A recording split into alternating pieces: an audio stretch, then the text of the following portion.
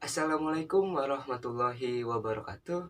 Selamat pagi, selamat siang, selamat malam untuk teman-teman yang menonton video ini. Apa kabar teman-teman semua?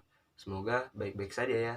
Apalagi pada saat pandemi seperti ini, kita harus sering-sering jaga jarak, cuci tangan, dan terpenting adalah meningkatkan imun tubuh.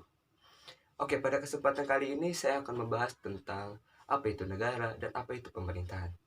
Tapi sebelumnya, sebelum masuk ke materi, perkenalkan, nama saya Muhammad Sulaiman Bagja, saya mahasiswa Universitas Muhammadiyah Jakarta dari Fakultas Ilmu Sosial dan Ilmu Politik, lebih tepatnya pada Prodi Kesejahteraan Sosial. Oh iya, pada kesempatan kali ini, referensi yang saya ambil dari buku yang ditulis oleh Prof. Miriam Budiarjo, yang judul bukunya adalah Dasar-Dasar Ilmu Politik. Gimana? Penasaran? Yuk, kita lanjut ke materinya. Oke teman-teman, kita lanjut ke materinya. Dan materi yang pertama adalah tentang definisi dari negara itu sendiri teman-teman. Seperti yang kita tahu bahwa para ahli mengungkap pengertian dan definisi negara itu berbeda-beda. Tapi yang saya ambil salah satunya dari pendapat Prof. Miriam Budiarjo yang ditulis dalam bukunya di dalam Dasar-Dasar Ilmu Politik. Beliau mengatakan bahwa negara adalah suatu kawasan teritorial yang rakyatnya dipimpin oleh sejumlah pejabat, yang pejabat tersebut berhasil menuntut warganya agar menaati dan mematuhi peraturan melalui perundang-undangan dengan melalui monopolitis pemerintahan yang sah. Itu menurut dari Prof. Miriam Budiarjo dalam bukunya. Yuk kita lanjut. Seperti yang kita tahu bahwa sebenarnya banyak para ahli yang memberikan argumennya tentang definisi dari negara itu sendiri, tapi saya tidak ambil argumen mereka semua, tapi saya ambil satu lagi dari Max Weber. Ada yang tahu siapa Max Weber? Ya, Max Weber adalah seorang sosiolog yang juga memberikan pendapatnya atau argumennya mengenai definisi dari negara itu sendiri. Menurut Max Weber, negara adalah suatu kelompok masyarakat yang memonopoli kekerasan fisik yang sah dalam suatu wilayah. Ayo, teman-teman pasti bingung ya. Oke, simpel lagi nih. Negara adalah suatu organisasi masyarakat dalam suatu wilayah yang memiliki pemerintahan yang berdaulat. Simpelnya suatu negara itu artinya teman-teman. Oke, teman-teman tadi kita sudah menyinggung tentang pemerintahan yang berdaulat. By the way, teman-teman yang nonton video ini tahu nggak sih apa itu pemerintahan berdaulat? Kalau belum tahu, nanti kita akan bahas di materi selanjutnya. Kita sudah membahas satu materi, yaitu tentang definisi dari negara itu sendiri, mulai dari Prof. Miriam Budiarjo dan Max Weber. Mungkin teman-teman yang menonton video ini mempunyai definisi negara menurut teman-teman sendiri. Kalau ada, komen di bawah ya. Habis itu kita lanjut ke materi selanjutnya. Sebelum lanjut, minum dulu, aus. Lanjut. Oke, kita masuk ke tujuan negara. Mungkin teman-teman yang menonton video ini sudah mengetahui apa sih tujuan dari negara. Tapi tujuan secara umum negara adalah menyelenggarakan kesejahteraan dan kemakmuran untuk rakyatnya. Tujuan negara juga dijadikan sebagai pedoman dalam menyelenggarakan dan menyusun alat kenegaraan serta mengatur kehidupan rakyatnya. Setelah kita mengetahui tentang tujuan dari negara dan apa aja sih faktor-faktor yang mempengaruhi tujuan dari suatu negara, teman-teman juga pasti akan mengetahui tentang sifat organisasi dan legitimasi negara, legitimasi kekuasaan negara itu sendiri. Oke teman-teman, tadi kan kita sudah membahas tujuan negara secara umum teman-teman ya. Tapi teman-teman tahu nggak sih, ternyata tujuan negara itu juga memiliki teori-teorinya. Ada yang tahu? Jadi teori dari tujuan negara itu ada 5 teman-teman.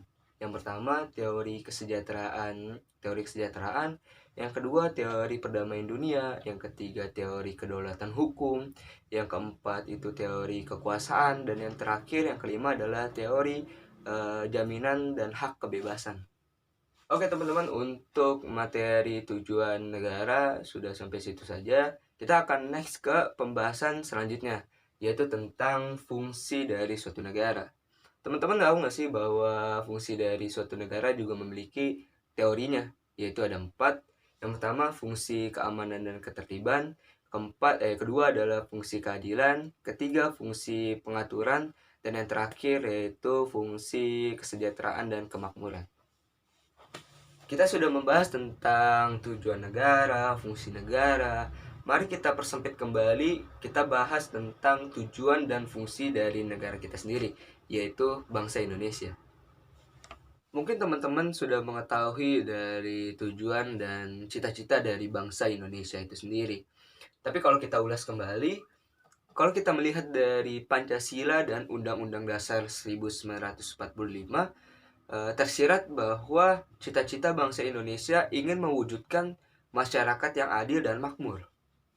Sedangkan untuk tujuan dari bangsa Indonesia seperti kita tahu tercantum dalam pembukaan Undang-Undang Dasar 1945 alinea keempat, antara lain melindungi segenap bangsa Indonesia dan seluruh tumpah darah Indonesia, dan untuk memajukan kesejahteraan umum, mencerdaskan kehidupan bangsa, dan ikut melaksanakan ketertiban dunia yang berdasar kemerdekaan, perdamaian abadi, dan keadilan sosial. Definisi negara sudah, fungsi negara dan tujuan negara juga sudah kita bahas. Mari kita next ke pembahasan selanjutnya, yaitu tentang unsur-unsur dari suatu negara. Untuk unsur-unsur negara itu dibagi menjadi 2, teman-teman. Yang pertama, unsur konstitutif, dan yang kedua, unsur deklaratif. Mari kita bahas satu persatu. Untuk unsur konstitutif itu ada 3 elemen. Yang pertama rakyat, yang kedua wilayah, dan yang ketiga adalah kekuasaan. Suatu negara harus mempunyai 3 elemen tersebut, teman-teman. Karena tidak ada suatu negara yang tidak mempunyai rakyat, yang tidak mempunyai wilayah, dan tidak mempunyai pemerintahan. Pasti suatu negara memiliki 3 elemen tersebut. Yang kedua adalah unsur deklaratif. Unsur deklaratif itu artinya adalah pengakuan. Ya, pengakuan. Dan pertanyaannya, pengakuan dari siapa? Ada yang tahu? Ya, pengakuan dari negara lain. Dan unsur deklaratif ini juga dibagi menjadi 2, yaitu ada yang de jure dan ada yang de facto. Kalau de facto itu contohnya secara fakta. Misal negara Indonesia merdeka pada tahun 1945 pada tanggal 17 Agustus, dan ada bukti fotonya, teman-teman. De jure kan melalui dari persidangan hukum internasional. Kita juga jangan cuma ikut peraturan hukum nasional, tapi kita juga harus taat kepada hukum internasional. Contohnya melalui persidangan-persidangan dari PBB untuk menentukan batas wilayah, untuk perairan, dan segala macamnya melalui hukum internasional. Gimana teman-teman? Seru kan? Seru dong. Mari kita lanjut ke materi selanjutnya yang gak kalah seru, yaitu bentuk-bentuk dari negara. Kenapa akan seru? Karena kita akan mengambil dari argumen dan pendapat dari para filsuf Yunani kuno yang memberikan argumennya tentang bentuk-bentuk dari suatu negara. Oke teman-teman, kita ambil dari filsuf Yunani kuno yang bernama Pluto itu. Pluto membaginya menjadi 5. Yang pertama, aristokrasi, yaitu pemerintahan yang dipimpin oleh bangsawan atau cendekiawan. Yang kedua adalah timokrasi, adalah pemerintahan yang memupuk kekayaannya untuk dirinya sendiri. Yang ketiga adalah oligarki, yaitu pemerintahan yang dipimpin oleh orang kaya atau dari kekeluargaan.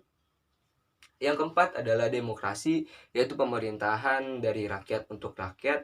Dan yang kelima adalah tiranian, atau pemerintahan yang dipimpin oleh bangsawan yang keras, biasanya berasal dari bidang militer. Selain Pluto, ada juga filsuf Yunani kuno yang memberikan argumennya tentang pembagian negara klasik, yaitu Aristoteles. Aristoteles membentuk atau membagi negara menjadi 3 bagian. Yang pertama, pemerintahan yang dipimpin oleh satu orang, contohnya monarki dan tiranian. Yang kedua, pemerintahan yang dipimpin oleh banyak orang, contohnya oligarki dan aristokrasi. Dan yang terakhir adalah pemerintahan yang dipimpin oleh rakyat, contohnya yaitu demokrasi. Oke teman-teman, tadi kan kita sudah membahas tentang bentuk-bentuk negara klasik yang dibagi oleh para filsuf Yunani kuno. Sekarang kita akan masuk ke bentuk-bentuk negara modern yang dipelopori oleh Leon Duguid dan Sri Somatri.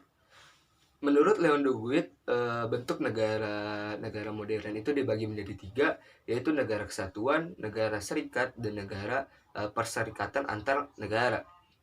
Berbeda dengan pendapat dari Sri Sumatri yang ia mengatakan bahwa bentuk negara modern dibagi menjadi dua, yaitu negara federal dan negara kesatuan. Apa sih yang dimaksud dari negara kesatuan? Negara kesatuan menurut dari Dr. Agus Salim, Andi Gejong, dan tim yang ia tulis dalam bukunya sendiri yang berjudul Ilmu Negara, menurutnya ciri khas dari negara kesatuan yaitu adanya supremasi dan parlemen pusat. Setelah dari negara kesatuan, mari kita lanjut ke negara federal. Apa sih maksud dari negara federal? Negara federal artinya adalah gabungan dari beberapa negara yang tidak saling berdaulat. Mungkin teman-teman yang menonton video ini mempunyai pertanyaan, apa sih bedanya dari negara kesatuan dan negara federal? Ada yang bisa jawab? Kalau ada yang bisa jawab, komennya di bawah. Menurut dari R. Cannon-Brook yang dikutip oleh Prof. Miriam Budiarjo dalam bukunya, ia mengatakan bahwa kalau negara federal, negara-negara bagiannya diberikan wewenang untuk membuat peraturan-peraturannya sendiri sehingga dapat membentuk batasan dari negara federal. Sedangkan negara kesatuan adalah negara bagian yaitu pemerintahan daerah, peraturannya sudah dibuat oleh pemerintahan pusat. Juga yang disebut juga perserikatan antar negara. Apa sih yang dimaksud perserikatan negara?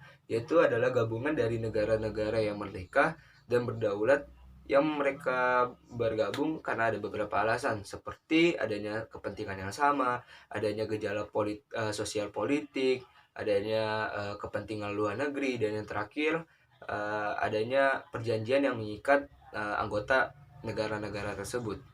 Terus nggak sampai situ aja teman-teman, karena ada bentuk-bentuk negara modern lagi yang masih ada, seperti bentuk negara monarki dan republik. Apa itu monarki dan republik? Mari kita bahas. Untuk negara monarki memiliki ciri-ciri yaitu dipimpin oleh satu orang, dan biasanya pemimpin tersebut diwariskan turun-menurun kepada keluarga si pemimpin tersebut. Sedangkan bentuk negara modern republik itu artinya adalah rakyatlah yang menentukan siapa pemimpin selanjutnya yang akan memimpin negara tersebut. Oh ya teman-teman, dalam buku yang ditulis oleh Prof. Miriam Budiarjo juga menjelaskan tentang sifat-sifat dari suatu negara. Apa itu? Yuk kita bahas. Dalam bukunya Prof. Miriam Budiarjo memberikan 3 sifat-sifat negara. Yang pertama itu memaksa. Apa sih yang dimaksudkan memaksa? Yaitu adalah agar memaksa para rakyat untuk menaati peraturan-peraturan yang dibuat oleh pemerintah agar membentuk suatu masyarakat yang damai dan tentram, dan juga mengantisipasi dari kegiatan atau perilaku anarkis. Memaksa juga mempunyai arti adalah menggunakan kekerasan fisik yang secara legal. Dan contoh dari sifat negara yang memaksa ini adalah untuk membayar pajak. Jika seseorang tidak membayar pajak, maka orang tersebut akan diberikan hukuman. Oke teman-teman, kita lanjut ke sifat yang kedua, yaitu sifat monopoli. Maksud dari sifat monopoli adalah menentukan tujuan bersama dengan rakyat. Dan yang ketiga, yang terakhir adalah sifat keseluruhan. Maksud dari sifat keseluruhan adalah contoh misalkan peraturan tentang perpajakan. Semua rakyat harus membayar pajak, tidak ada terkecuali rakyat tidak membayar pajak. Gimana teman-teman semua? Sudah banyak ternyata yang kita bahas tentang negara, mulai dari pengertian atau definisi dari negara, dari unsur-unsur negara, dari fungsi negara, tujuan negara, dari bentuk negara klasik, dari bentuk negara modern, ciri-ciri negara klasik, ciri-ciri negara modern. Semoga dari yang kita bahas tadi dapat membantu teman-teman semua dapat mengerti dari materi tentang negara. Selanjutnya kita akan next ke pembahasan selanjutnya, yaitu kita akan membahas tentang pemerintahan. Gak sabar, yuk kita lanjut. Tapi sebelum lanjut, seruput dulu biar lebih asoy. Lanjut. Oke teman-teman, kita akan masuk ke materi selanjutnya, yaitu tentang pemerintah dan pemerintahan. Ada yang tahu gak sih apa perbedaan dari pemerintah dan pemerintahan? Kalau yang tahu, komen di bawah. Pemerintah artinya adalah sekelompok orang atau organisasi yang diberikan kekuasaan untuk memerintah dan diberikan kewenangan untuk membuat hukum dan menerapkan hukum di suatu wilayah. Jika kita melihat dari arti sempit, pemerintah adalah suatu badan atau lembaga eksekutif dalam suatu negara. Contohnya misalkan presiden, bupati, gubernur, dan wali kota. Tapi teman-teman, kalau kita melihat dari arti luasnya, pemerintah adalah suatu lembaga yang meliputi dari eksekutif, yudikatif, dan legislatif. Secara umum, pemerintah adalah lembaga atau badan publik yang bertugas untuk mewujudkan suatu tujuan dari negara tersebut.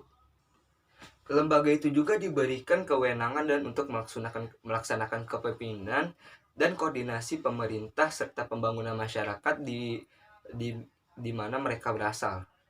Sedangkan pengertian pemerintah menurut Suradinata adalah organisasi yang memiliki kekuatan besar di negeri ini yang mengatur tentang urusan publik, urusan teritorial, dan urusan kekuasaan dalam rangka untuk mewujudkan tujuan dari negara tersebut.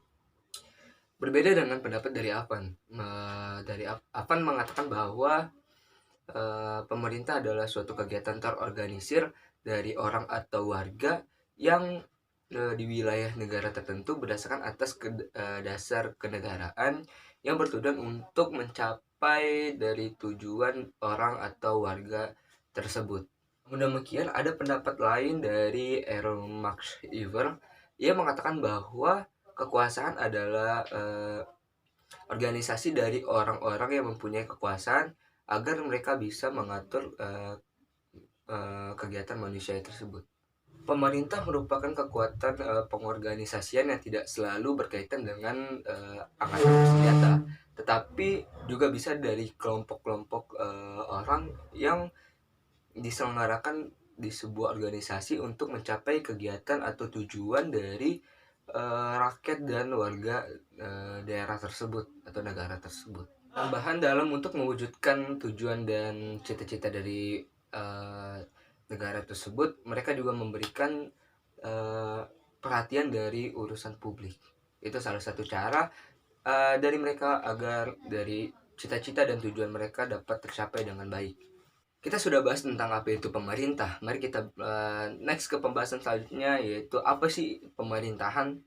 Pemerintahan adalah suatu proses atau cara pemerintah dalam mengatur wewenangnya di berbagai bidang, misalkan ekonomi, militer, administrasi, dan segala macamnya, agar dalam prosesnya negara tersebut dapat mesejahterakan masyarakatnya.